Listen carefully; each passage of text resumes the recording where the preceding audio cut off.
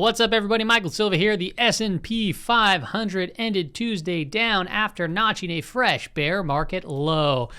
So the June bottom wasn't the bottom. Oh no, but when will it bounce? The Stock Market Brief Show, that's what you're watching right now. If we take a look at the 11 sectors across the board, nothing to me really stands out here all too much. Energy led the way, but energy also got hit the hardest the prior trading day. Consumers and utilities, interesting enough, are at the bottom of the screen. More defensive sectors. Is there potential positioning taking place here for a bounce, and is this a sector rotation that we're currently seeing? If you look over here at the various indices performance, the S&P, the NASDAQ, the NYSE, and so forth, relatively flat day, but if you're watching intraday, it was really volatile. Yes, the S&P 500 cracked a new low. Is that just a quick undercut, and then we're going to get some sort of a bounce? I'm going to be going over some interesting indicators today. Right out of the gate, interestingly enough, if you were paying attention to yesterday's episode. If not, and you're new here, well, welcome to the show. The TLT right out of the gate had this monster gap down, and we could see that Q started up. And if you remember what we discussed yesterday, if you see the Qs ripping higher and bonds are going down at that same time, be very cautious, right? As bond yields rise, right? Yields rise, bonds fall. And remember, heavy tech growth stocks, as yields are going up, debt becomes more expensive, as we know that, and there typically is a bad reaction while we see a rapid rate increase move higher and higher. At the same time, we're starting to see Qs move higher and higher. So you can see here the Qs ended up ripping out of the gates, but then you can see fell flat on their face, had a little bit of a recovery, and then boom. So a very volatile day. Although if you're just paying attention to the end of the screen, you'll say, hey, how did the NASDAQ finish? Right? The NASDAQ overall, the composite was up 0.25, but the NASDAQ 100 was basically flat on the day, slightly up. Interesting. All right, keep on moving on. Take a look at the TLT on the daily time frame. Huge move to the downside. Now, interestingly enough, this thing is breaking way outside of its weekly range, and we saw some pretty strong volume. So is this a capitulatory type move? We closed at the low. Chances are we can even squeeze a little bit lower, but we've seen moves like this where they immediately get bounces right after. For example, this one right here, and then this one right here. We saw this one right here. We saw a couple of days of down action. So there's always the possibility for a bounce, even right here, on these big moves to the downside.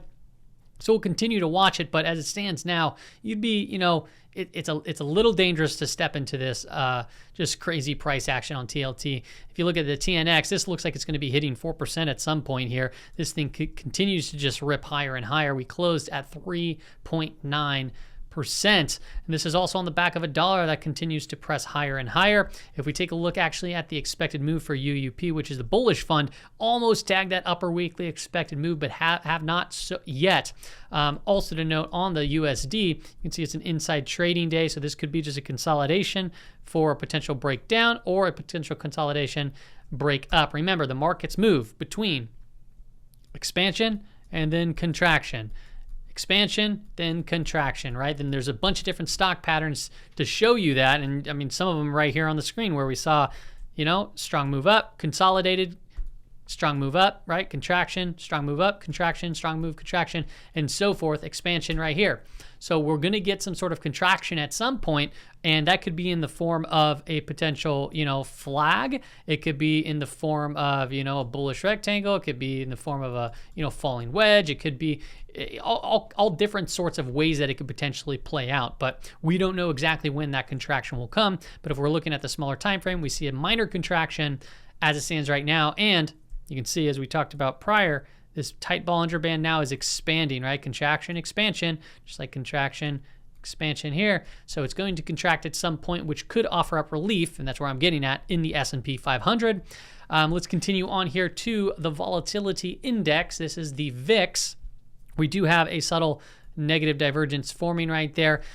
Keep in mind, we closed at 32.6, so this is dangerous territory. We discussed that yesterday. If you look at VXN, closed at 37.15, dangerous territory here, right? These are where crashes can take place, so continue to just be on guard. Russell volatility at 37.64.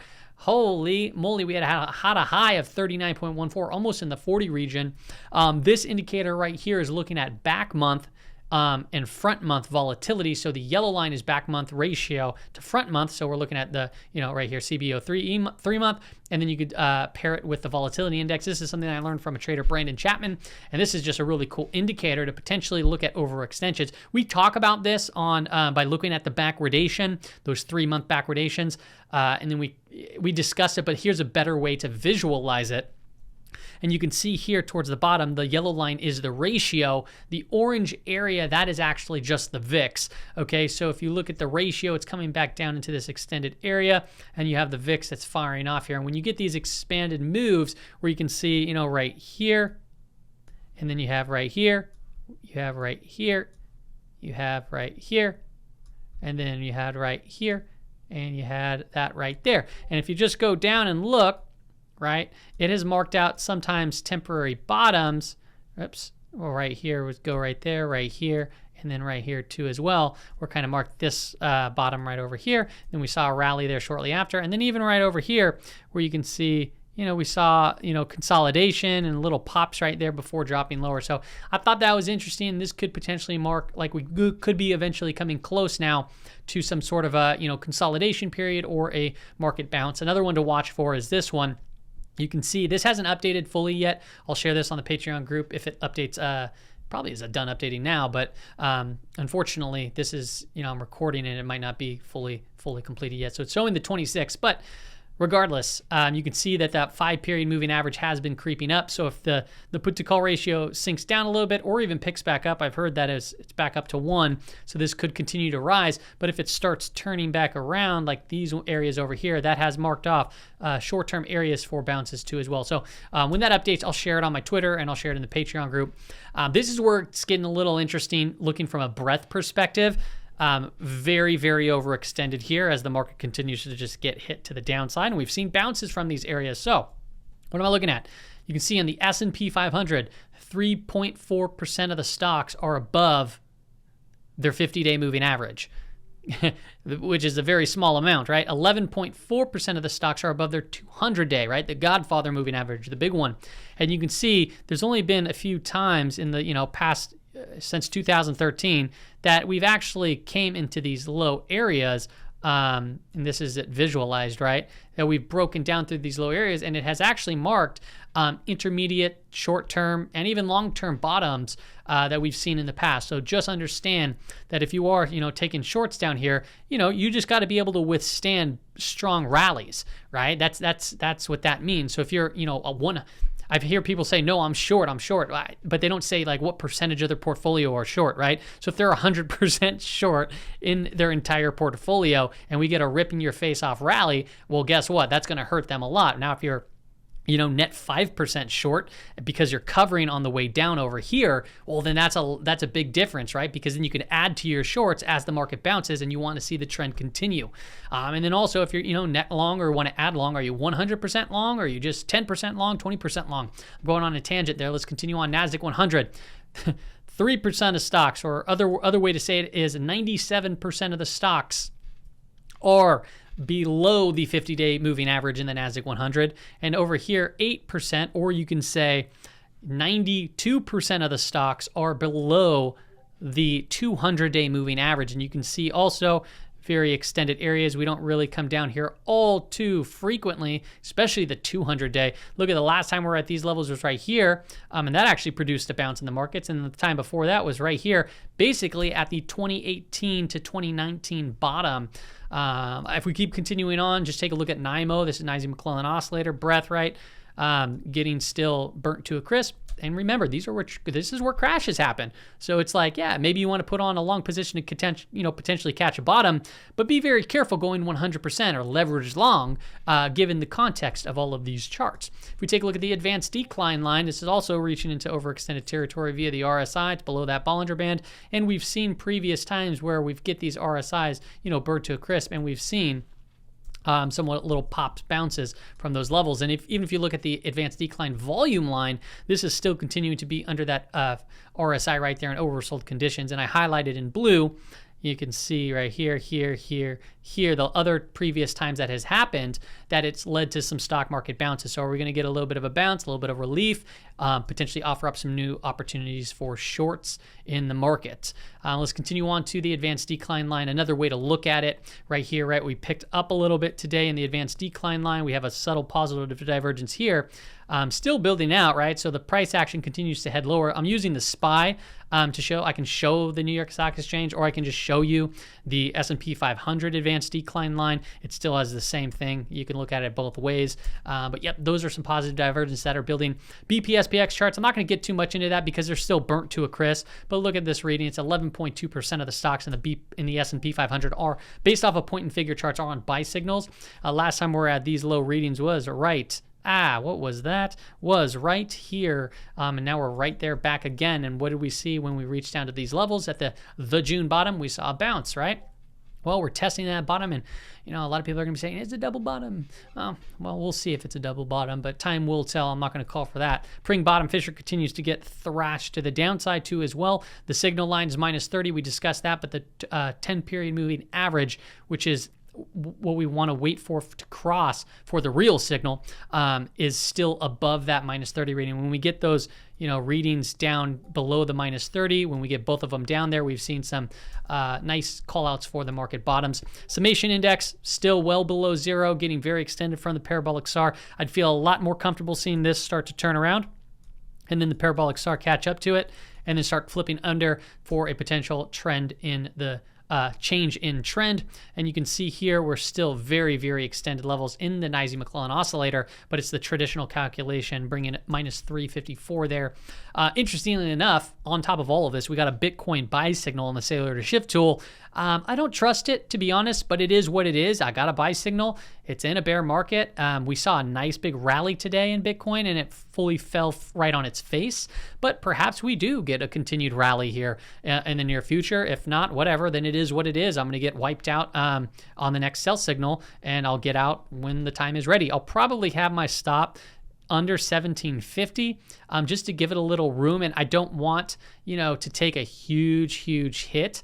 And so I might get out there if the sell signal, if it doesn't show it right out of the gate. But as it stands right now, we do have, we got the activated sell signal because it crossed up through the zero line, and then it broke the high of the prior trading week candle. So technically it is active as it stands. If we take a look at the beta rotation tool here, this is from Michael Gayad. It's crossing down through zero, so it got -0.11. So the rate of change, the 4-week rate of change, it didn't close there. Obviously, we have a lot of time left in the week, but the 4-week rate of change between utilities and SPY, it's basically saying, hey, SPY is outperforming, right, utilities. So utilities head down. This is actually more of a risk on area when we cross below zero, and when we cross above it, as you can see, when we crossed above it right here, well, what happened to the S&P 500 during that time? Well, we got some weakness that came in. So perhaps since we're crossing down through it, is it going to offer up some potential relief like we saw right over here when we were crossing down through it? You can see right there we crossed down, boom. When we crossed down right through here, it was kind of a false signal, but it kind of actually marked, marked actually the bottom right there when we crossed down. Then we started heading up higher. If we look through growth through value, we got that big pop there too. Price has not confirmed. That's okay, but it might give us insight that we might be seeing price confirm here in the very near future. And when I take a look at like growthy stocks, I look at Apple. Apple has yet to get actually hit here. I know there's probably going to be a lot of chartists saying, hey, it could be just bull flagging, and that's always a strong possibility, right? Can't rule that out, but it is below these key moving averages. We have that MACD starting to turn over right here. We have a subtle divergence that's taking place on the histogram. Relative strength is strong. So yeah, this one has not gotten hit yet, especially, it's one of the bigger the biggest mega cap stock, I guess, in the S&P 500. We're far off from the low. So if the market continues to see some treacherous times, I would expect Apple to get hit eventually. Not only Apple, you got to look at Tesla. Tesla is also holding up very well from, a relative strength standpoint, from a price action standpoint. It's below these key moving averages. It's just in a little period of consolidation right now. To me, this looks like, hey, both Apple and Tesla are going to be ones to get hit in the near future if the market continues to see turbulence. But as it stands right now, right, These are the more bullish names. Could be something like this where we look at like a potential, right? So we expanded, we broke out of this wedge. Now we're contracting, right? Maybe it gets tight and then we see some sort of explosive move to the upside, or maybe it just gets cut and we start heading down, right? It's a little early to tell, but given the context of the overall market, all the breadth, hey, perhaps we're in for ourselves for a little bit of a rally in those names. Now, if we take a look at seasonality, another thing that I want to call out here is coming into October, in the midterms, right? We typically, September into October, you do hit a low point. You can see here all midterm years, and we can pay attention to the blue line. You can hit hit a low, and we've actually just hit a low now towards the end of the month. And then you could sometimes get rallies in the end of the year. So is that on the table? Of course, it's on the table. Given what the Fed is doing, obviously that throws a wrench in all of that. However, if the market wants to continue rallying for the last 3 quarters of the year, are you going to just complain while it keeps going up, or are you going to look for opportunities to take to the upside if the market wants to move higher? Be ready for if it does, and be ready if it does not want to, right? Do not have a bias, just bullish or I'm just bearish. Be a wolf, be adaptable in any environment. Take a look at S&P 500 as it stands right now. Yep, we took off that low. We're not too far off the lower weekly expected move. Haven't moved much on really the week overall. We've been kind of just trading sideways. I will call out the RSI here too. It's overextended. Look at that MACD. It's pointing straight down. It'd be nice to see this start curling, obviously, back up, and the histogram start ticking up too to feel a little bit more confident. Right now, you're just trying to catch a falling knife as it stands, and you can see that here on the 15-minute time frame. We do have a little bit of a positive divergence building, so as price action's been heading lower, the momentum of that price action has been slowing to the downside. You can see positive divergence, right?